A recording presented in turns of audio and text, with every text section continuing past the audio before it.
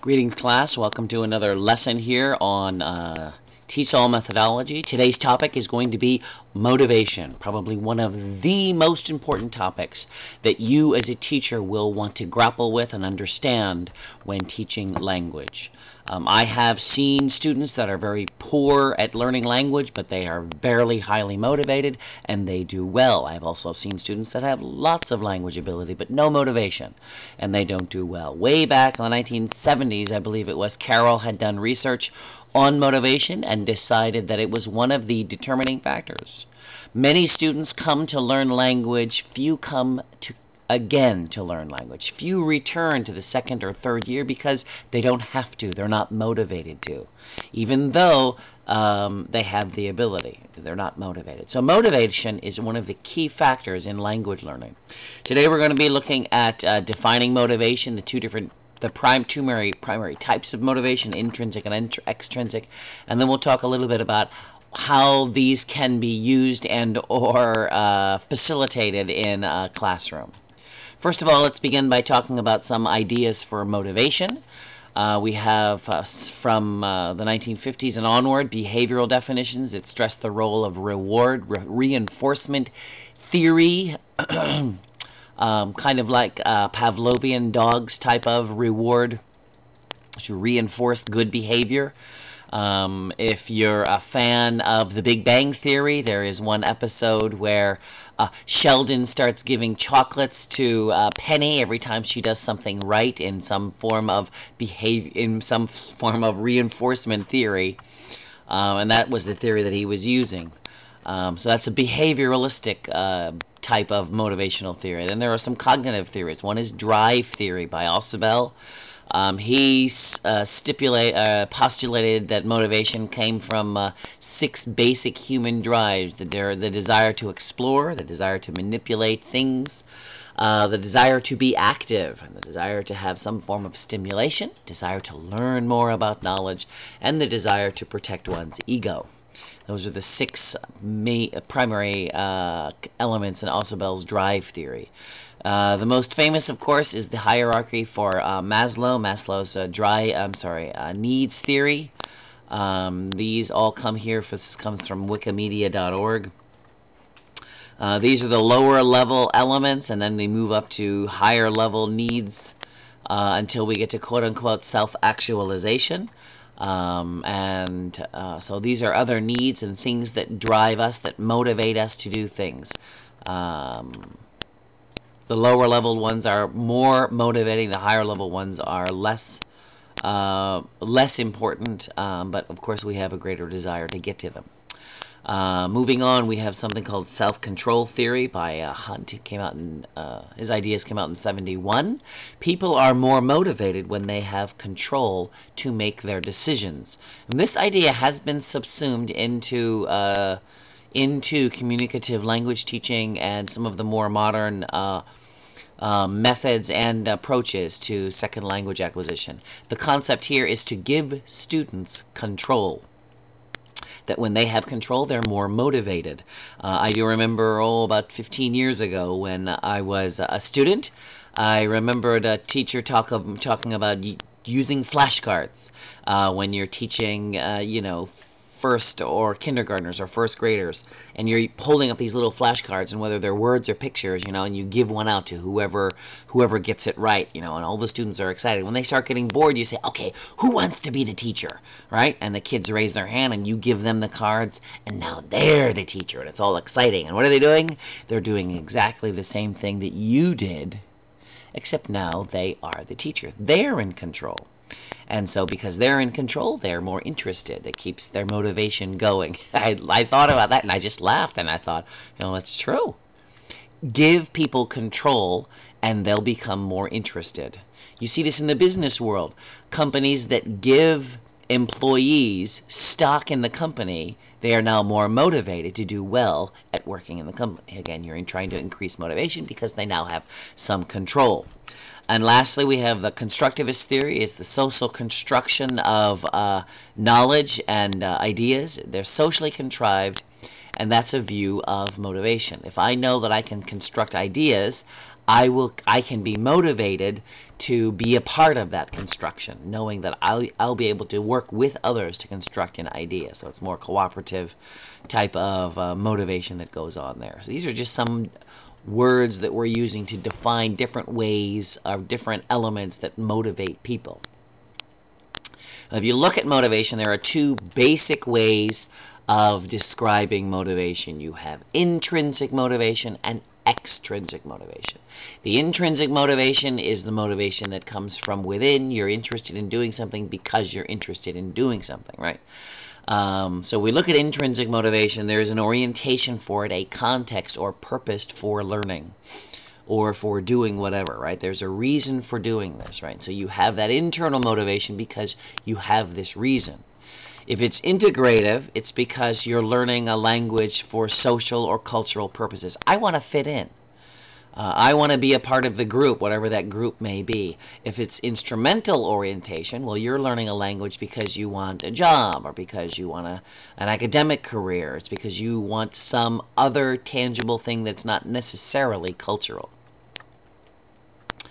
Motivation, definition here, in the intensity of one's impetus to learn. The more you are interested in learning, the greater your intrinsic motivation. There's no for intrinsic motivation now, there is no apparent reward for an activity other than the activity itself, right? I want to do this because I like doing this, right? I want to drive, to the beach because I like driving to the beach? No, because I want to go play in the surf and in the sun. Okay, so there is an extrinsic motivation for driving, whereas other people like driving just because driving is fun. That's an intrinsic motivation. Extrinsic motivation is I'm getting some external reward. If it's language learning, again, that we're talking about, I'm going to do well in this class because I want to look good, or I want to get an A, or if I get an A, my parents will give me something, or because my teacher's giving out free food, or he's giving out points, or not necessarily because I want to learn language, right? I don't want to learn the language. I want to get something else out of it. And that's extrinsic motivation. So you can see the basic difference between the two here, between intrinsic and extrinsic. Intrinsic, I want to learn for learning's sake. Extrinsic, because I'm getting something else out of it. As far as language learning is concerned, intrinsic motivation is probably better. Intrinsic motivation in education. In this book here by H.D. Brown, entitled Teaching by Principle, the book we're kind of using out throughout here. On page 91, they talk about using intrinsic motivation as opposed to extrinsic motivation, and eliminating competition and having more cooperative, collaborative type of activities to encourage intrinsic motivation. And then he talks about some research that indicates that extrinsic motivation does not really encourage people to learn or to learn language. And I read this and I thought, really? Go out and do your own research and find out about people who were forced to do something when they were little. People who were forced to play piano, for example. And eventually, these people began to like playing the piano. That extrinsic motivation, be it the carrot or the stick, all eventually turned into something intrinsic.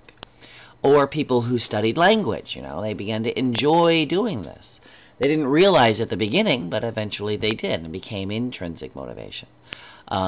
Additionally, this idea of cooperative and collaborative learning is not bad, but neither is competition. And so as I look at this idea of extrinsic motivation or competition, I'm like, why is this a bad thing? We are teaching people to fear failure, and failure is a good thing. Let me say that again. Failure is a good thing. People who learn from failures are those who go on to do great and wonderful things. I'm always reminded of Milton Hershey, the founder of Hershey Chocolate and Hershey Town and Hershey Park and Hershey Medical Center. Milton Hershey, before he built his Hershey empire, was a failure. He wanted to start a, go look it up. Go look it up on Wikipedia or even at Hershey's own site. They'll talk about how he tried to start a candy company in New York and failed, and he borrowed more money and started another candy company, and it didn't do as well as he had wanted to. So he sold that part of the thing. He failed again, and then he did it a third time, and that's when he took off. That's when he became, well, he's huge now. His name is known everywhere around the world because he failed, because those failures taught him lessons. I was listening to Steve Forbes last year. He was giving a commencement speech at Nyack College, and he brought up somebody I never even thought of, and that was Steve Jobs. I think of Steve Jobs, and I think, oh, everything he did was a success ever since he was starting out in the Apple company. I forgot that, he was actually fired from his own company. They kicked him out, and that was a failure. He then went to start another company for developing a new software, a new operating system. It was an excellent operating system, but it never became popular. Another company that went away was a failure. Pixar, which was eventually bought out by Pixar was the company that took over Jobs' other company. And then after these failures, he gets brought back to Apple and is a resounding success. My point being that there is good that can come from failure, especially if one is motivated to succeed, motivated to continue. But we're taught to fear failure. Failure is a bad thing. And I think, no, failure is not a bad thing. In fact, if anyone wants to learn language, they better start failing, because they're going to make mistakes. They're going to, say the wrong thing. That shouldn't be something that should shy people away. It should let them know they're learning. This idea of using extrinsic motivation, using competition, and that it's not good, I don't know that I believe the research. I've seen too many people who enjoy competition. Look at sports. My goodness, if there isn't anything that's more popular in this country, it would be sports. So many people love to watch the game, love to play the game, love to be involved in the game. What is it? It's competition. Yes, there are winners, and yes, there are losers. That's okay. You do your best. Same thing would be with business. It's not cooperative in business. It's vicious. There's competition there. Research. There's competition for money and being the first to do whatever. I'm still amazed when you talk with people who are in the know about radio, and you ask them who invented radio. They're going to say that it was not, what's his name?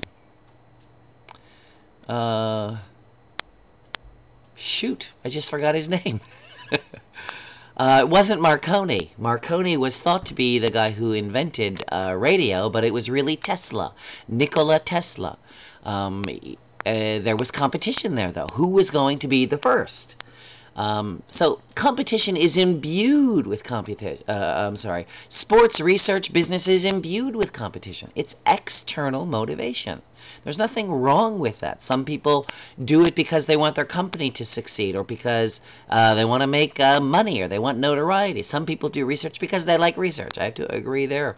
But there's a lot of it that's just external motivation. Competition is not a bad thing. It's not the only thing. I mean, I'll agree with Brown in that sense. We need both. I don't see any reason to throw the baby out with the bathwater. There's good that can come from external motivation, especially for people who enjoy it. Now, with some people, it's not good. We need intrinsic. And we also need to recognize cooperative, and developing the inner desire to do because we like doing. So I'm not denying that, but I think there's a necessary and sufficient problem here. Intrinsic motivation is necessary, but I don't believe it's sufficient. We need extrinsic motivation also. So I would disagree with Brown in that regard. Intrinsic motivation in second language classes, we should be teaching as a thinking process. We should let them freely develop ideas. This, I think, is a very good idea. I don't know that it's intrinsic necessarily. Let them freely develop ideas in a competition. You could do that as well. But this idea of making it a thinking process and, teaching it as a thinking process and letting them develop ideas, I think is great, whether I do it collaboratively or competitively. Let students create their own reading materials. Great idea. They have ownership. They have autonomy. It may also be something competitive. I think this is a great idea. Now I'm studying something I want to study. I'm reading something I want to read. Intrinsic motivation.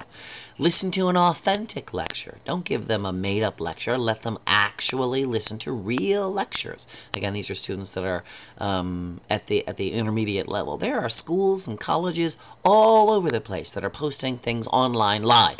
Look at this session here. It's posted online live. Someone can sit and listen, take notes, try to understand, right? So that's a good thing. Grammar activities to increase autonomy. Okay, there are a lot of people who want grammar study. I've worked at places where they were trying very hard to work with extensive graded readers, and where the primary thing is that students read. They read things, but read things that they like. However, I had students come to me and say, "When am I going to do grammar? When am I going to do grammar?" They wanted grammar. Right? They were internally motivated to want to learn grammar, so I'm going to give them that. But grammar activities to increase autonomy. They'll be able to learn those structures, and then they'll be able to read for themselves. They'll be able to do for themselves. All right. Guidelines for intrinsically motivated teaching. Remember that teachers are enablers. They are not rewarders. Again, I don't know that I necessarily agree with that. They are enablers, and they can be rewarders. In fact, they are rewarders because they give grades. And we're not going to be able to get away from the grading system. Teachers should encourage autonomy and not dependence. Absolutely, I would agree with 100%. Encourage personal ownership. Absolutely. Encourage students to create goals and learning strategies. Absolutely. You encourage students to make goals, encourage students to learn learning strategies. Make your classes learner-centered and cooperative teaching. I agree that it should be learner-centered.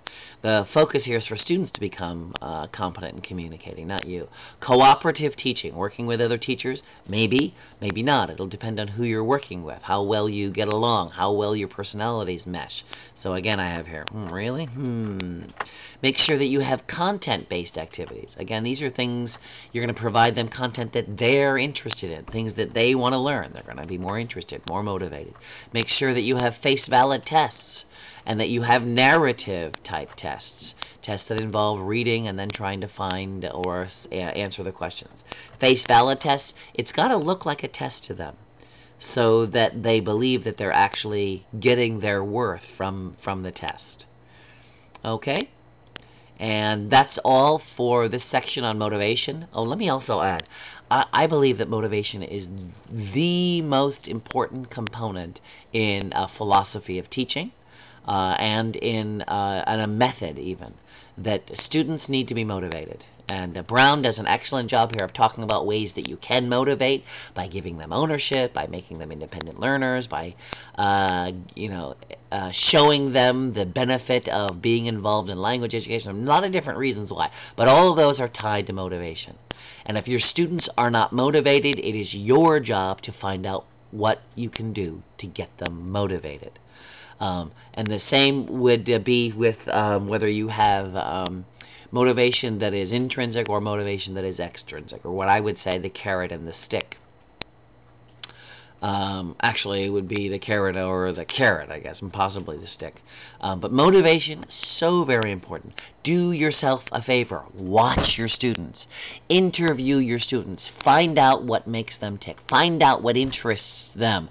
You need to become like Tom Sawyer, right? Tom Sawyer, the guy who was convincing everybody to paint the fence. You know, he's standing there painting the fence because he has to. He was told, you got to go paint the fence. And then some of his friends come over and they laugh at him. You got to paint the fence. Ha, ha, ha. Well, what does he do? He turns that all around and he says, well, I'm having a lot of fun here. And you're not allowed to do it. And all of a sudden, these kids who were laughing, oh, wait a minute, I want to have some fun. I want to paint the fence. Oh, no, no, no, no, no. You can't just paint the fence. That's my fun. I'm going to have fun doing this. If you really want to do it, you got to give me something. And kids started giving him, a penny or a nickel or an apple so that they could paint the fence too and have some fun. He convinced them that it was good. Intrinsic motivation. It was a brilliant thing. That's what we want to do. We want to take our students and convince them that learning language is a good thing. Of course it is. We're not trying to sell them something that's not true. We want to convince them to do that. It's internal motivation. And it's that motivation is the key. That's my point here that I wanted to make here at the end. Look at your students. Watch your students. Find out what motivates them. And then use that in your language teaching. All right, now, have a nice day. Make sure you post your questions up on the forum. Read for the next chapter, and I will talk to you later.